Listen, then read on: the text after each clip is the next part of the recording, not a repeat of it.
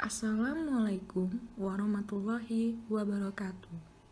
Selamat datang di tutorial Desain Organisasi Industri, modul pertama, Teori Organisasi dan Analisis SWOT.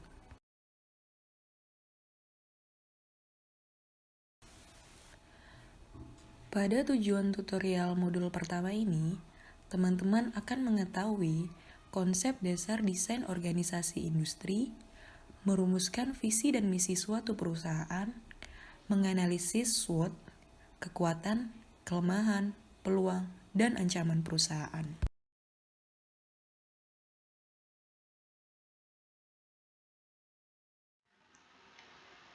Konten pembelajaran pada tutorial kali ini yaitu yang pertama, identitas perusahaan, yang kedua, dinamika persaingan dan strategi operasi, yang ketiga, analisis SWOT, dan yang terakhir yaitu strategi bisnis.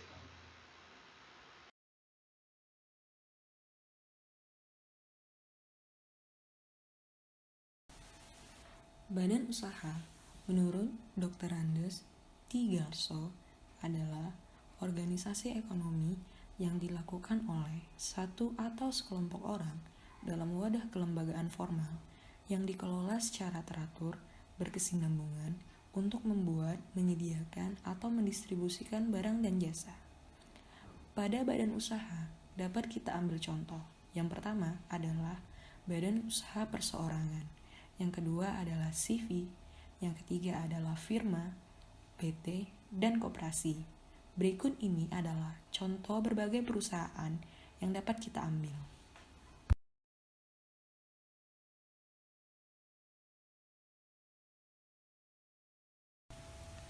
Pembahasan selanjutnya, kita akan membahas identifikasi perusahaan.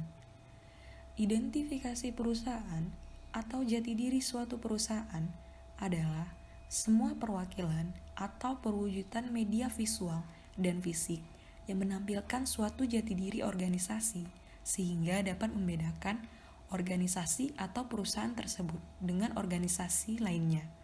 Perwakilan dari sebuah organisasi yang dirancang sesuai dengan tujuan bisnis untuk memfasilitasi pencapaian tujuan yang sebenarnya. Identifikasi suatu perusahaan atau jati diri suatu perusahaan, ada beberapa hal yang harus kita ketahui. Yang pertama adalah visi. Visi itu sendiri adalah keinginan organisasi di masa depan. Yang kedua adalah misi, aktivitas yang dilakukan untuk mewujudkan visi. Yang ketiga adalah tujuan, keadaan yang ingin dicapai oleh suatu organisasi. Yang keempat, strategi, suatu tindakan bentuk reaksi dari suatu perubahan. Yang kelima adalah logo, simbol yang digunakan untuk representasi cita perusahaan.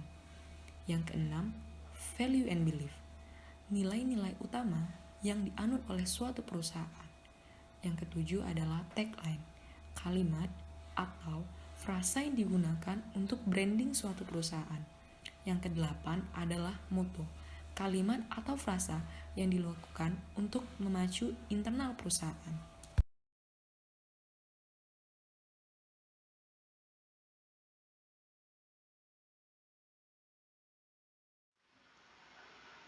Inilah perbedaan dari visi dan misi.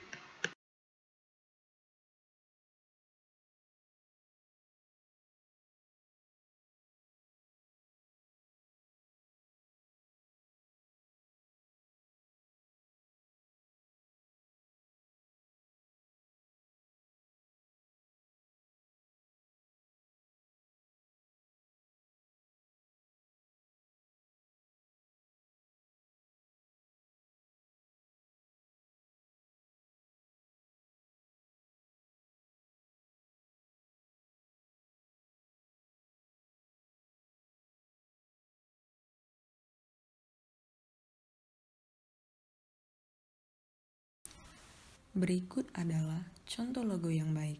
Yang pertama adalah sederhana, mudah diingat, unik, fleksibel, sesuai, dan tahan lama. Pada logo tersebut dapat merepresentasikan suatu citra perusahaan yang dimana dapat diambil dari beberapa elemen yang sudah dicantumkan.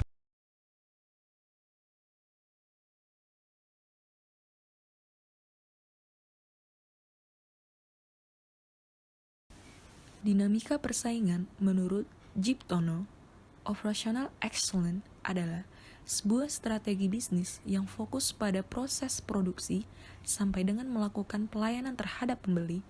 Bagi perusahaan dalam kategori ini, yang paling utama adalah membangun proses bisnis yang super efisiensi. Berikutnya adalah pembahasan Blue Ocean.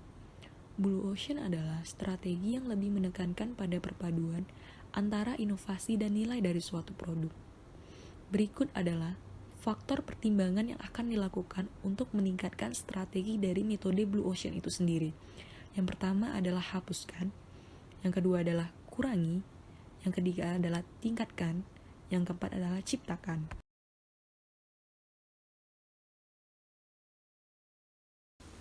Pada pembahasan selanjutnya, kita akan membahas SOAR.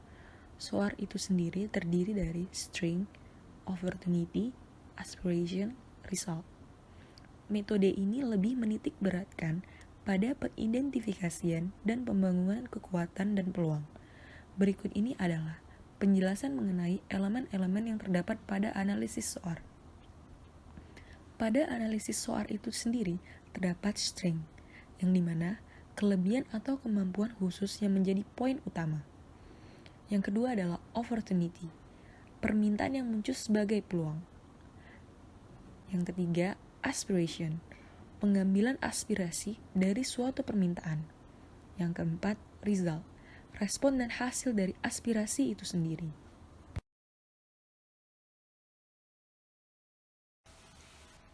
Selanjutnya, strategi perusahaan yang akan kita bahas adalah analisis SWOT.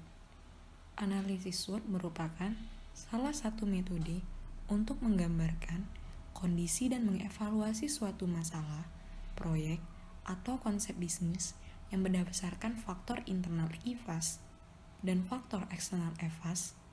Tujuannya adalah untuk melakukan analisis situasi atau kondisi sehingga dapat merumuskan strategi perusahaan atau organisasi. Pada analisis SWOT terdapat analisis kualitatif, yang dimana faktor internal berupa IFAS ditujukan untuk mengetahui kekuatan dan kelemahan suatu perusahaan serta merumuskan faktor-faktor strategis internal.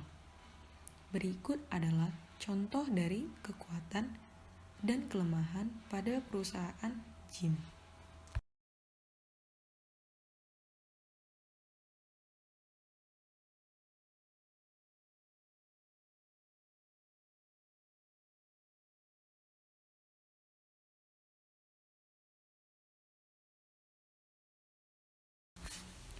Analisis kualitatif selanjutnya adalah faktor eksternal EVAS. Ditujukan untuk menganalisis kondisi eksternal dari keseluruhan aspek minimal berdasarkan faktor politik, ekonomi, sosial, budaya, keamanan dari kondisi lingkungan eksternal perusahaan.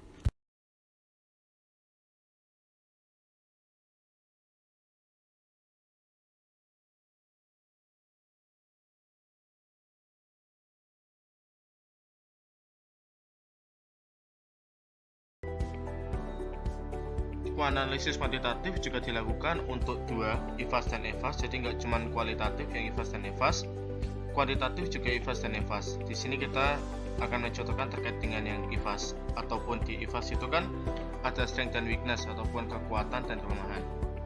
Nah, ini faktor pembanding. Tabel ini tuh tabel faktor pembanding. Jadi itu kita bandingkan antara A dengan B, antara A dengan C, antara A dengan D, antara A dengan E, hingga A dengan R. Begitu sebaliknya dengan antara B dengan C, B dengan D, B dengan E, dan seterusnya, C dengan D, dan seterusnya, D dengan E, dan seterusnya, terus kayak gitu. Nah, saran saya kalau saya pun mengerjakan itu, saya fokusnya ini kan ada garis tengah nih, garis A dengan A, B dengan B, C dengan C. Ini kenapa sih kita kayak giniin? Ini karena nggak bisa dibandingkan, itu karena variabel yang sama. Nah, kalau saya biasanya itu milih, saya kerjakan bagian atas dulu, kanan saya, terus kemudian bagian kiri nanti setelah ini semua selesai, baru saya kebalikan ataupun antonim dari yang sebelah kanan ini.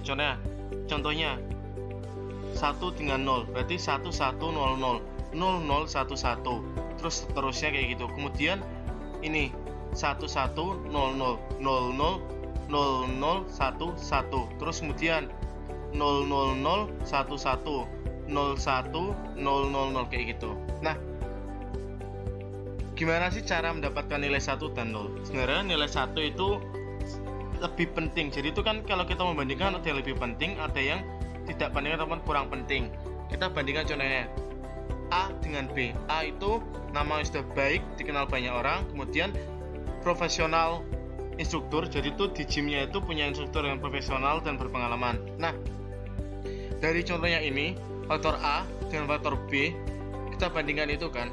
Nah, kalau asisten itu lebih memilih faktor A, yaitu nama yang sudah baik dikenal banyak orang, daripada instruktur yang pengalaman dan profesional. Nah, di sini kenapa kita milih itu? Karena faktor branding yang baik itu berarti kan nanti mereka mau datang, walaupun nih instrukturnya kurang baik. Karena brandingnya sudah baik, mungkin mereka mikirnya, oh instruktur ini yang jelek kayak gitu, daripada instruktur yang baik profesional tapi brandingnya nggak ada. Jadi itu mereka nggak mau datang, tapi instrukturnya bagus nih, tapi mereka nggak mau datang. Jadi itu yang penting branding dulu, baru memperbaiki kayak gitu. Kita membranding karena buat profesional dan berpengalaman itu bisa ditimba melalui waktu kayak gitu. Terus bandingan juga A dengan C. Contohnya satu perbandingan aja ya, kita bandingkan semuanya kayak gitu, milih kanan atau kiri. Terus habis itu kita jumlah ini setiap barisnya. Baris A 1 tambah 1 tambah 0 tambah 0 tambah 0 tambah 1 tambah 1 tambah 0 tambah 0 tambah 1 tambah 1 tambah 1 tambah 1 tambah 1. Jadi daerahnya baris A itu 12. Kemudian A sampai R, PR-nya kalian hitung semua, baru kalian total di bawah. Nah, kemudian kita nyari bobot. Ini kan totalnya 146, nyari bobot. Jadi itu bobotnya itu 12 bagi 146. Jadi baris A kan TR-nya 12. Kita dibagi dengan total 12 bagi 146. Nilainya 0,082. Begitu seterusnya sampai R. Nah, nilainya totalnya pasti yang di bagian bobot ini pasti 1. Kalau nggak 1 kalian salah kayak gitu. Terus inisial ini weakness itu di bawah, strength di atas. Jadi strength dari A sampai J, weakness K sampai R, kayak gitu ya. Nah, masukkan bobot yang kalian hitung tadi ke bagian tabel sini, terus kalian beri rating. Nah, semakin tinggi nilainya berarti itu semakin important kayak gitu, semakin penting bagi perusahaan untuk diperhatikan kayak gitu. Ini bisa dilihat faktor A itu namanya sudah baik, berarti kan sangat penting harus diperhatikan perusahaan. Nilainya kita kasih 4 kayak gitu ya. Terus kalian kasih rating semua, terus kemudian kalian hitung skor, yaitu perkalian dari weak dengan rating ataupun bobot dengan rating kayak gitu. Skor kayak gini. Nah, ini totalnya itu harus kalian sendiri antara weakness dengan strength. Nah, strengthnya ini kan 1,93, weaknessnya itu 0,92. Nah, ingat untuk mengerjakan quantitative analysis itu kalian harus memposisikan diri sebagai expert judgment, bukan sebagai pemilik perusahaan, karena itu nanti berpengaruh di matrix SWOT-nya kayak gitu, di kuadrannya itu. Oke? Kuadrannya itu harus kalian kalau expert judgment itu pasti nggak kuadran 1 semua, pasti ada kuadran 2, kuadran 3 kayak gitu ya. Ingat, sebagai expert judgment bukan sebagai pemilik perusahaan.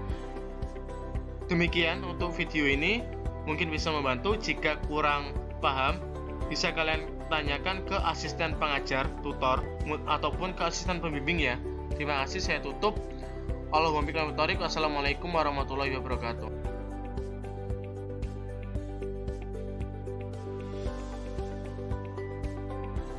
Selanjutnya, dari analisa kuantitatif didapat faktor eksternal, yang dimana data yang didapat adalah dari peluang dan ancaman yang dibandingkan.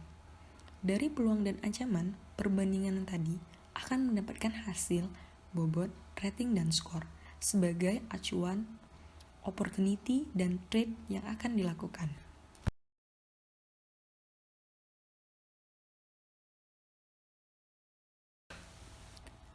Dari hasil analisis IFAS dan EFAS tersebut, selanjutnya dimasukkan ke dalam diagram analisis SWOT dengan selisih antara kekuatan dengan kelemahan sebagai koordinat di sumbu X, sedangkan selisih antara peluang dengan ancaman sebagai koordinat di sumbu Y, di mana pada diagram SWOT terdapat 4 kuadran. Yang pertama, di kuadran 1 itu adalah progresif, di kuadran 2 diversifikasi strategi, di kuadran 3 ubah strategi, dan di kuadran 4 strategi bertahan.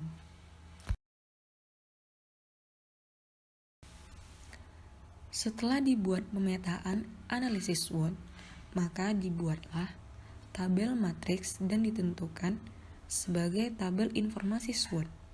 Kemudian, dilakukan perbandingan antara faktor internal yang meliputi strength dan weakness dengan faktor luar, opportunity, dan trade. Setelah itu, kita bisa melakukan strategi alternatif untuk dilaksanakan. Strategi yang dipilih merupakan strategi yang paling menguntungkan dengan resiko dan ancaman yang paling kecil.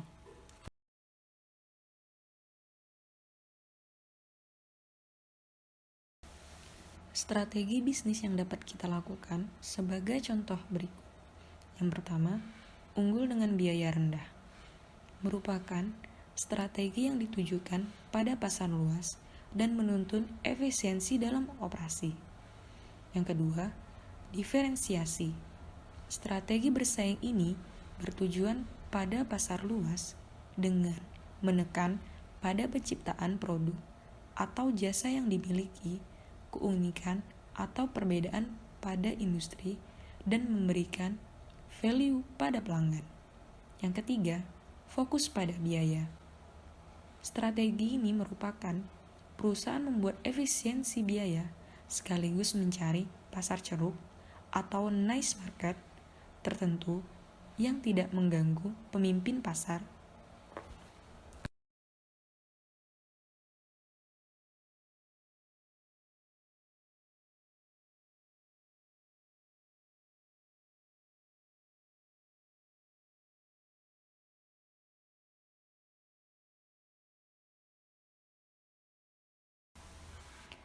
Sekian dari tutorial modul pertama, desain organisasi industri, teori organisasi dan analisis SWOT. Terima kasih. Bila ada salah kata, mohon dimaafkan. Wassalamualaikum warahmatullahi wabarakatuh.